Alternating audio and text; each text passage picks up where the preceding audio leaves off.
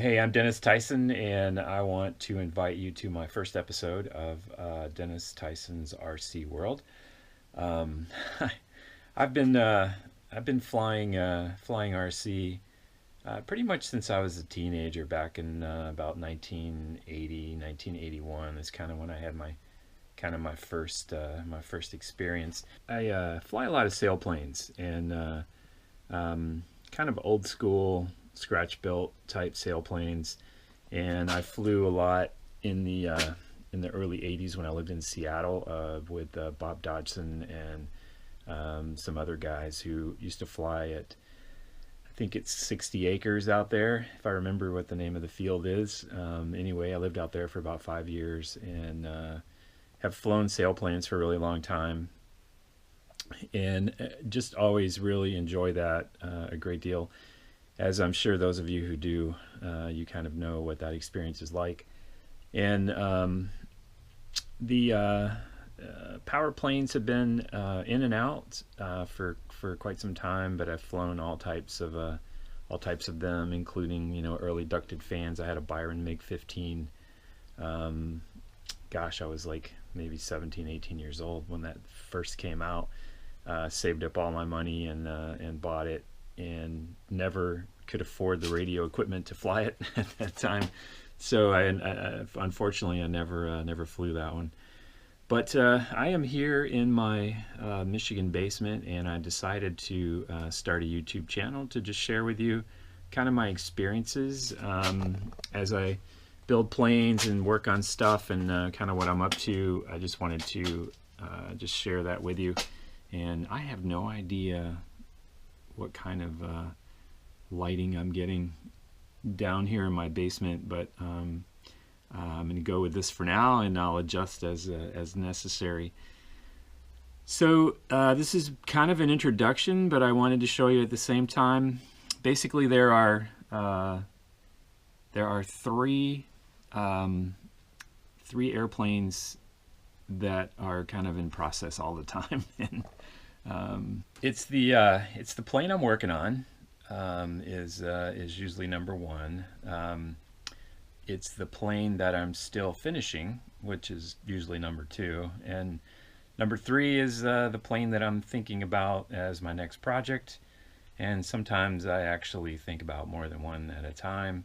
I work with Bob Holman out in California, and I draw up the parts if I find something I want to build, and he cuts them for me. And sometimes he ends up selling those to other people as well. Like I have in the hangar, in the build lineup, I've got a Bristol M1, which is I think for about a 30cc gas engine, which would be my first kind of really large scale airplane. And I have next on deck, after I finish the one I've got here on the table, next up is a Clem L25, which is a really cool, I upscaled it just a little bit to about a 2-meter size. I think you could have flown it before with maybe a 25 engine, because it's supposed to fly kind of slow and glider-like. So I did upscale that a little bit. I'm going to put a 40 in it. And then the one I'm finishing is actually over here. This is a Bates, Jerry Bates plans built Schmielek Z37 Bumblebee. I've always been super attracted to this airplane, and what's interesting here is I got this one. Look at all the corrugations on here, which took a really long time, but they're even on the bottom. You can see all the corrugations on the bottom as well. And the flaps, I've got those all connected, and basically I got ready to paint, and winter came, so I couldn't get out in the garage hoping for some warm weather sometime, maybe here in December. You never know. Occasionally it'll warm up for a few days, where maybe the temp would get to the point where I could paint. I am going to use, this is an electric, so I tested the power system on this. I'm actually pretty happy. I think I'm going to come out about 5.5 pounds, and I'm going to end up right around 100 watts per pound. So that's going to probably fly really nice, and this should fly. I want to fly at scale-like, so I don't want it to be a rocket ship anyway, but I need it to have the power to do those really nice kind of tail stall turns and stuff like that. But I am using I'm using an acrylic paint, so I could paint maybe back in my corner, create a little spray booth, and I may do that, just so I can get this one finished, because I don't want to get 3 deep into projects, but that happens sometimes. And anyway, this is kind of this is the somewhat of the boneyard. There's a flare puppeteer back there that's kind of in the boneyard. This has been the one that I flew the most this summer. It's a Telemaster. I have an ASP 46 on there with a 10.8 prop, and it actually flies extremely well. You can see some of my sailplanes, some of my free flight gliders, some of my other free flight airplanes. I just kind of have a bunch of things stuck over here for now. Those are the puppeteer wings, and that's a plane that I sent the article and the plans to RCM magazine, or not RCM, Model Aviation magazine, the AMA magazine. It wasn't published, but anyway, that was fun to do, because that is actually a replica of the airplane that I actually built and flew myself. So I had a Minimax for a number of years. I'm also a full-scale pilot, and I'm building a Sonorai in my garage. When the kids started going off to college, excuse me. When the kids started going off to college, it kind of put a damper on the Sonorai, but it's out there. I work on it a little bit occasionally, and it'll be back. So I've got it to the phase where I need to buy the expensive stuff, the engine, the canopy, the cowling, the landing gear. So that's kind of the point where that is. This is actually a Waco 60 that I built from Model Aviation plans, and I haven't finished it, but that's another story for another time. I'll share that with you sometime. And but what I'm working on right now is I joined the Kent Radio Aero Modelers group this last summer, and when I met with the safety officer out there, the first thing he asked me was, are you interested in flying precision aerobatics? And I said, wow, yeah, of course I'm interested in flying precision aerobatics. And I knew he was talking about, AMA pattern, which, those of us who've been around this hobby for a really long time, we know about pattern and kind of how that has kind of developed over the years into F3A and stuff like that.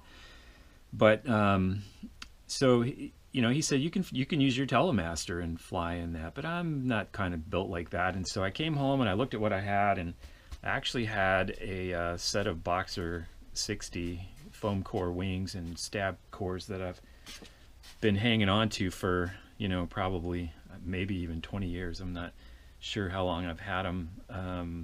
But I thought, okay, I'll build this, and this will be a perfect entry into flying precision aerobatics. And the reason I immediately said, yeah, that would be really awesome is, number one, when you're at the flying field, you can practice with intention. I love sport flying. I mean, it's fun to just be out there and hanging out with the guys and just doing patterns, or just boring holes in the sky, as we like to say. But I also like you know, like sometimes when I'm flying sailplanes, I'll put myself on the clock and I want to fly a 5-minute duration and try and hit that 5-minute mark exactly on the landing. And I think those kind of things, it actually makes you a much better pilot. So that's why I want to do this, is because basically I just want to be a better pilot. And I thought, you know, flying precision aerobatics is certainly a way to do that. So I've been working on the plane, and I've got some some laser cut parts in the box here that are all mostly for the fuselage. I drew those up and sent those off to be laser cut. And so I'll just show you kind of what I've got going on here. I've got the stab completed. The stab and the elevators are all done. I'll set that aside. Those are ready for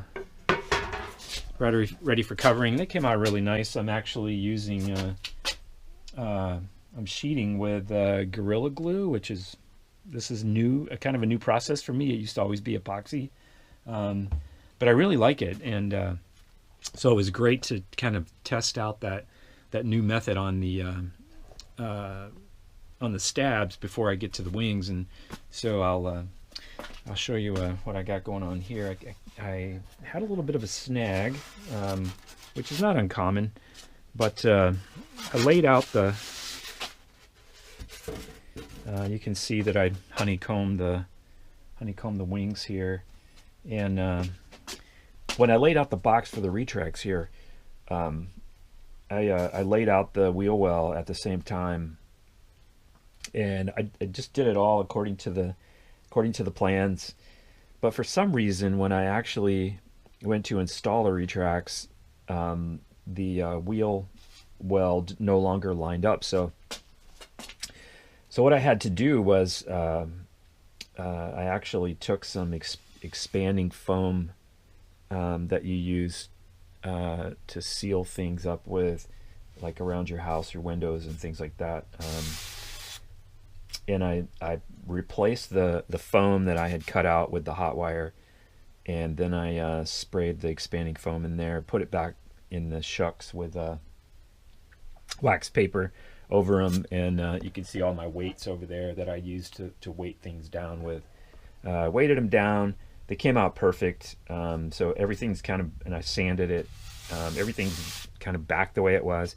And I'll show you the problem that I ran into. Right here's my retracts. These are from Hobby King. They're the large electric. Cycled these a bunch, and I'm actually really pleased with how they work. I think they're gonna be perfect on this airplane. We will see, of course, but they're once that was fit in there, I also do some machining and machine my own oleo struts, and so I've got these ready to go. They're to the correct length and everything. That's the best part about doing some machining yourself, and it doesn't really cost that much to get into it. And I'll actually show you my setup that I use in a probably I'll show it to you in another video.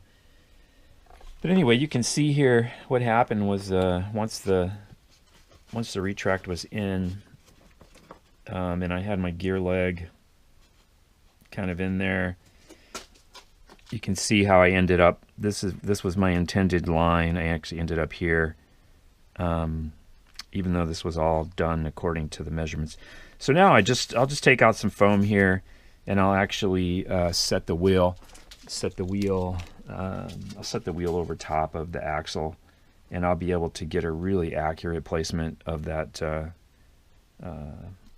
then I'll cut that out again, and no big deal. Just a little speed bump. You know, those things happen if you've been around long enough and you've done some building, especially scratch building. You know exactly what I'm talking about. So when I start practicing my aerobatics, I'm going to actually put a camera on board the plane. I'll have my my GoPro probably mounted on my head or something like that. But my intent is to bring you along and show you kind of how I'm progressing and how my flying's going, and you can you know, grade me and mock me in the in the comments if you wish. But that's my intent. That's what I want to do, and I hope to do that with you know, with all of my planes. I try and use, you know, unique techniques as I build. I'm kind of one of those people that when I come up against a problem, I'll dream about it and I'll think about it for however long it takes to solve it. And hopefully by following me, you can pick up a few things for yourself along the way. And so the other thing I wanted to say about the channel is it's not just about scratch building and flying gas model electric airplanes. You know, I actually love all aspects of RC flying, and I am looking forward to the Dynam Hurricane to come back in stock, because that's my favorite airplane, and I've watched a lot of videos on YouTube about the Hurricane, that particular model, and I'm looking forward to picking up one of those. And even though it's old news as far as YouTube goes, I'm going to be happy to share that with you, and I'll do the same thing with that I do with everything else. You know, if I make changes or adjust it or anything, I will definitely bring you in on that and share that with you as well. Yeah, so I just wanted to have you know, a nice introduction video to my channel, and I hope that you will find some things of interest here, and that you will subscribe and follow along. And yeah, and we'll have some fun for sure. I was totally inspired by the Petrinsik brothers in Slovenia. I'm sure a lot of you follow pilot Robert and Captain Bloch, and you know, watching their channel grow and stuff like that, I you know, they just really inspired me to start this channel. I have another channel where I'm actually a plein air painter. I do outdoor oil painting, and which is very different than very different than flying RC, but nonetheless, that's there, and I'll put a link to that just in case you might happen to be an artist as well and you'd be interested in seeing that. But anyway, I thought I'd start another channel and bring you in on this aspect of my life, and hopefully you enjoy this, and you subscribe and follow, and I'll catch you later.